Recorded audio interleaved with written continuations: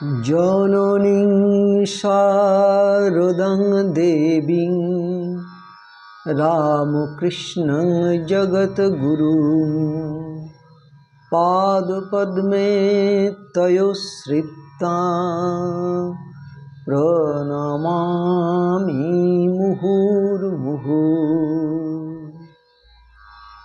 শ্রীমদ্ভগবত গীতা পরিক্রমণের নবম পর্ব আজকের এই পর্বে শ্রীমদ্ভগবত গীতার কর্মযোগ নামক তৃতীয় অধ্যায়ের বাংলা অনুবাদ পাঠ আমরা শুনব এবং শোনাব।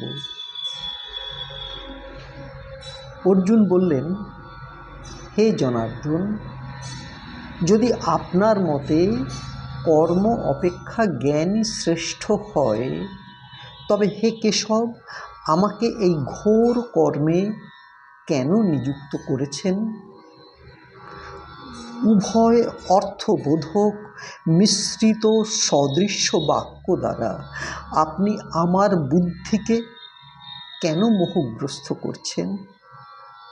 আপনি আমার জন্য এমন একটা নিশ্চিত পথ বলে দিন যাতে আমি শ্রেয় লাভ করতে পারি। ভগবান শ্রীকৃষ্ণ বললেন, হে নিষ্পাপ অর্জুন, ইহলোকে দুই প্রকারের নিষ্ঠা আছে, তা তো আমি তোমাকে আগেই বলেছি। সাংখ্যযোগীদের নিষ্ঠা জ্ঞানযজ্ঞের মাধ্যমে হয়, আর কর্মযোগীদের নিষ্ঠা কর্মযোগের মাধ্যমে হয়ে থাকে। কর্ম আরম্ভ না করলে মানুষের নৈষ্কর্ম অর্থাৎ যোগনিষ্ঠা সিদ্ধ হয় না, এবং কর্ম ত্যাগ করলেই কিন্তু সাংখ্যনিষ্ঠা সিদ্ধ হয় না। অর্জুন, কেউ তো এক মুহূর্ত কর্ম না করে থাকতে পারে না, কারণ সব মানুষকেই প্রকৃতিজাত কর্ম তা অবশ্যই করতেই হয়। যে মূঢ় ব্যক্তি কর্ম ইন্দ্রিয়গুলোকে সংযত রেখে মনে মনে ইন্দ্রিয়গুলোর বিষয়ে চিন্তা করে, তাকে তো মিথ্যাবাদী বলা হয়। কিন্তু হে অর্জুন, যিনি মনের সাহায্যে ইন্দ্রিয়কে সংযত করে অনাসক্তভাবে কর্ম ইন্দ্রিয়াদির দ্বারা কর্মযোগের অনুষ্ঠান করেন, তিনি শ্রেষ্ঠ। তুমি তাই শাস্ত্রবিহিত কর্তব্য কর্ম করো, কারণ কর্ম না করা অপেক্ষা কর্ম করা কিন্তু শ্রেষ্ঠ, এবং কর্ম না করলেও তো তোমার জীবন যাত্রা নির্বাহ হবে না। যজ্ঞের নিমিত্ত কর্ম ভিন্ন, অন্য সমস্ত কর্ম কিন্তু বন্ধনের কারণ হয়। অতএব হে কৌন্তেয়, তুমি আসক্তি শূন্য হয়ে শুধুমাত্র যজ্ঞার্থে কর্ম করো। প্রজাপতি ব্রহ্মা কল্পারম্ভে যজ্ঞের সঙ্গে প্রজা সৃষ্টি করে বলেছিলেন, তোমরা এই যজ্ঞের দ্বারা সমৃদ্ধ হও, এই যজ্ঞ তোমাদের অভীষ্ট ফল প্রদান করুক। তোমরা এই যজ্ঞের দ্বারা দেবতাদের সংবর্ধন করো এবং দেবতাগণও তোমাদের উন্নত করুন। এইভাবে নিঃস্বার্থভাবে পরস্পরের সংবর্ধনের দ্বারা তোমরা পরম কল্যাণ লাভ করবে। যজ্ঞের দ্বারা সংবর্ধিত হয়ে দেবতাগণ তোমাদের অভীষ্ট ভোগ্য সামগ্রী প্রদান করবেন। এইভাবে দেবতাদের প্রদত্ত ভোগ্য বস্তু যে ব্যক্তি দেবতাদের নিবেদন না করে স্বয়ং ভোগ করে, সে তো নিশ্চয়ই চোর। যজ্ঞাবিশিষ্ট অন্নের ভোক্তা শ্রেষ্ঠ পুরুষগণ সর্বপাপ হতে মুক্ত হন, আর যে পাপাত্মাগণ নিজ শরীর পোষণের নিমিত্ত অন্ন পাক করে, তারা পাপই ভক্ষণ করে থাকে।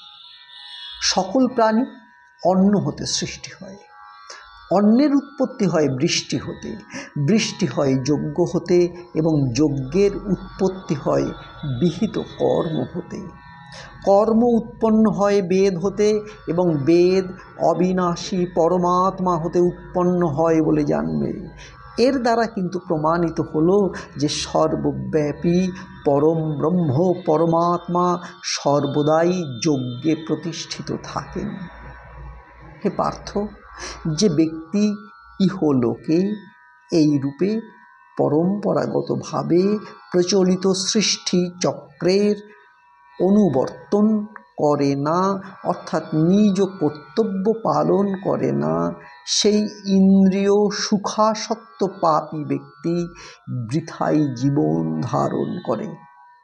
কিন্তু যিনি শুধু আত্মাতেই রমণ করেন, আত্মাতেই তৃপ্ত এবং আত্মাতেই যিনি সন্তুষ্ট থাকেন, তার কোনো কর্তব্য কর্ম থাকে না। সেই মহাপুরুষের ইহ জগতে কোনো কর্ম করা বা না করার মধ্যে কোনোই পার্থক্য থাকে না, এবং কোনো প্রাণীর সঙ্গে তার কিঞ্চিত মাত্র স্বার্থেরও কিন্তু সম্পর্ক থাকে না। অতএব তুমি আসক্তিরহিত হয়ে সর্বদা যথাযথভাবে কর্তব্য কর্মের আচরণ করে যাও, এবং আসক্তিরহিত হয়ে কর্ম তুমি করে যাও, কারণ আসক্তিরহিত হয়ে কর্ম করলেই তুমি পরমাত্মাকে লাভ করবে। জনক প্রমুখ জ্ঞানীগণ নিষ্কাম কর্ম করে মোক্ষ লাভ করেছিলেন। সেই জন্য লোক সংগ্রহের নিমিত্ত তোমার নিষ্কাম কর্ম করা উচিত। অর্জুন, শ্রেষ্ঠ ব্যক্তি যেমন আচরণ করেন, অন্য ব্যক্তিরাও তারই অনুসরণ করে থাকেন। তিনি যা কিছু প্রমাণ রূপে নির্দিষ্ট করে দেন, সকল মানুষই কিন্তু তাকেই অনুবর্তন করেন। হে পার্থ, আমার ত্রিলোকে কোনো কর্তব্য কর্ম নেই, এবং প্রাপ্তব্যও কোনো বস্তু নেই, অপ্রাপ্তও কোনো কিছু নেই। তথাপিও দেখো, আমি কর্মে ব্যাপৃত হয়ে রয়েছি, আমি কিন্তু কর্ম ত্যাগ করছি না। কারণ হে পার্থ, আমি যদি সাবধান হয়ে কর্মে ব্যাপৃত না থাকি, তাহলে অত্যন্ত ক্ষতি হবে, কারণ মানুষ সর্বতোভাবে আমার পথেরই অনুসরণ করবে। সেই হেতু আমি যদি কর্ম না করি, তাহলে এই সব মানুষ উচ্ছন্নে যাবে, আমি বর্ণ সংকর ঘটানোর হেতু হব, এবং প্রজাদের বিনাশেরও কারণ হব। হে ভারত, কর্মে আসক্ত অজ্ঞ ব্যক্তিরা যেরূপ কর্ম করে, আসক্তি বর্জিত বিদ্বান ব্যক্তিরাও লোক সংগ্রহার্থে যেন সেই রূপ কর্ম করে থাকেন। পরমাত্মার স্বরূপে স্থিত অবিচল জ্ঞানী ব্যক্তি যেন শাস্ত্রবিহিত কর্মে আসক্তি সম্পন্ন অজ্ঞানীদের বুদ্ধিভেদ অর্থাৎ অশ্রদ্ধা উৎপন্ন না করেন, উপরন্তু স্বয়ং শাস্ত্রবিহিত সমস্ত কর্ম যথাযথভাবে অনুষ্ঠান করে তাদের দ্বারাও তারা যেন সেই রূপ করিয়ে নেন। বাস্তবে কর্ম সর্বপ্রকারের প্রকৃতির গুণের দ্বারা সম্পন্ন হয়ে থাকে, কিন্তু যার অন্তঃকরণ অহংকারে মথিত হয়ে আছে, সেই অজ্ঞ ব্যক্তি মনে করে আমি সব করি।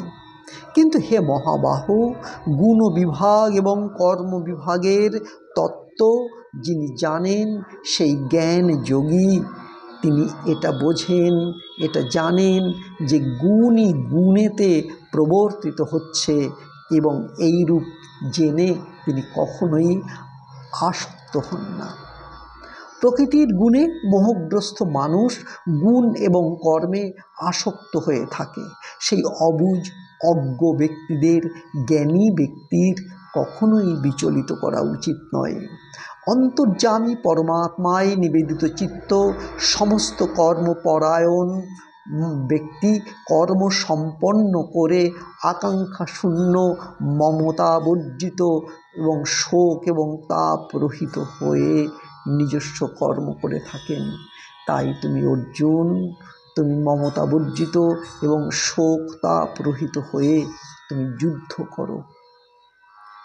যারা দোষ দৃষ্টিরহিত এবং শ্রদ্ধাযুক্ত হয়ে আমার এই মতের সর্বদা অনুসরণ করেন, তারা সমস্ত কর্মবন্ধন হতে মুক্ত হয়ে যান। কিন্তু যারা আমার উপর দোষারোপ করে আমার মত অনুযায়ী চলেন না, সেই মূর্খদের তুমি সর্বজ্ঞান মূঢ় এবং পরমার্থ ভ্রষ্ট বলে জানবে। সকল প্রাণী প্রকৃতি দ্বারা চালিত, অর্থাৎ নিজ নিজ স্বভাবের বশীভূত হয়ে কর্ম করে থাকে। জ্ঞানীও তাদের নিজ প্রকৃতি অনুযায়ী কর্ম করে থাকেন।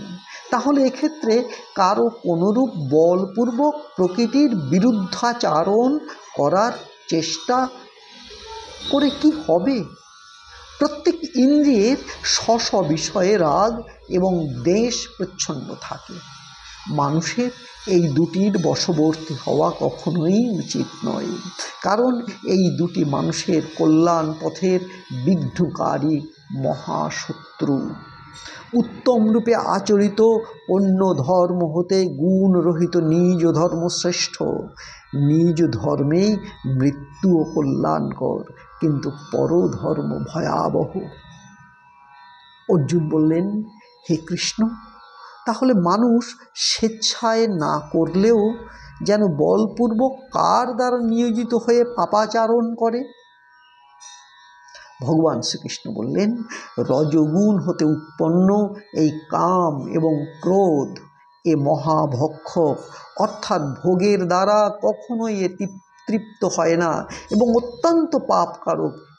একেই তুমি মহাশত্রু বলে জানবে। ধূমের দ্বারা অগ্নি, ময়লার দ্বারা দর্পণ এবং জরায়ুর দ্বারা গর্ভ যেমন আবৃত থাকে, তেমনি কাম দ্বারা জ্ঞানও আবৃত থাকে। হে কৌন্তেয়, এই কাম জ্ঞানীদের চিরশত্রু এবং অগ্নির ন্যায় দুষ্পূরণীয়। এই কাম দ্বারা জ্ঞান আবৃত থাকে। ইন্দ্রিয়, মন এবং বুদ্ধি এগুলোকে কামের বাসস্থান বলা হয়। এই কামই মন, বুদ্ধি এবং ইন্দ্রিয়াদিকে অবলম্বন করে জ্ঞানকে আচ্ছন্ন করে জীবাত্মাকে মোহিত করে রাখে। সেই জন্য হে অর্জুন, তুমি প্রথমে ইন্দ্রিয়গুলোকে বশীভূত করে এই জ্ঞান বিজ্ঞান বিনাশকারী মহাপাপী কামকে সবলে বিনাশ করো। অর্জুন, স্থূল শরীর হতে ইন্দ্রিয় শ্রেষ্ঠ, ইন্দ্রিয় হতে মন শ্রেষ্ঠ, মন হতে বুদ্ধি শ্রেষ্ঠ, বুদ্ধি হতে যা অতিশয় শ্রেষ্ঠ তা হলো আত্মা। এইভাবে বুদ্ধি হতে অত্যন্ত শ্রেষ্ঠ আত্মাকে জেনে এবং শুদ্ধ বুদ্ধির দ্বারা মনকে বশ করে হে মহাবাহু, তুমি এই কামরূপ দুর্জয় শত্রুকে বিনাশ করো। শেষ হলো 43 শ্লোক বিশিষ্ট কর্মযোগ নামক তৃতীয় অধ্যায়ের বাংলা অনুবাদ পাঠ। আজকের এই পর্ব শেষ করব এই অধ্যায়ের 19 নম্বর শ্লোকটিকে স্মরণ করে, যেখানে ভগবান শ্রীকৃষ্ণ অর্জুন রূপী পৃথিবীর সমস্ত মানুষকেই যেন বলছেন আসক্তিরহিত হয়ে সবসময় যথাযথভাবে কর্তব্য কর্মের আচরণ করতে। সবাই ভালো থাকুন। নমস্কার।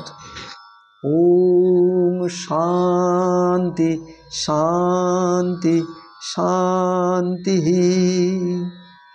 হরি ওম তৎসৎ।